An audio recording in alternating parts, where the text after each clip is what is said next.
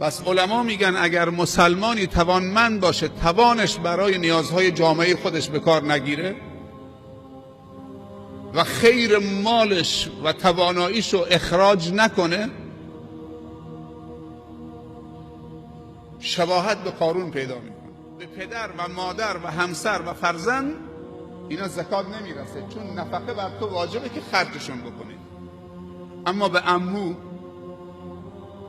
به خالو، به خاله، به فرزندانشون زکات میرسه. اگر زنی تاجر شوهرش فقیره، زن میتونه زکات مالش به شوهرش بده، چون نفقه خانواده بر عهده زن نیست. اما اگر شوهر توانمنده، حق نداره زکات مالش به خانمش بده، چون نفقش واجبه، وظیفشه که خرجش بده. حق نداره به پدر و مادرش زکات بده، چون وظیفه هر فرد نیست که نفقه پدر و مادرش و خرج زندگی پدر و مادرش رو پرداخت بکنه. مال زکات به پدر و مادر نمیرسه. پس اول خرج خودت، نیازهای مادیت و نیازهای معنویت و ایمانیت.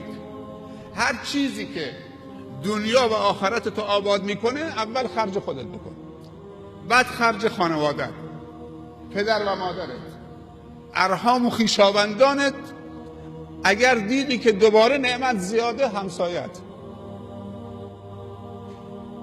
پیامبر صلی الله علیه وسلم فرموده اگر مسلمانی یک بچه یتیم بیاره زیر پوششش و جای خالی پدرش رو پر بکنه که این بچه یتیم احساس تنهایی نکنه، احساس بی پدری نکنه، پیامبر صلی الله علیه وسلم فرموده انگشتانش اینطوری کرد، نشون صحابه داد. میبینید انگشتان من؟ پیامبر همین دوتا انگشتش نشون صحابه داد. گفت این دوتا انگشتا میبینید؟ گفتم بله.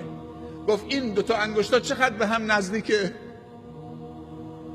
همسایه همه به هم چسبیده.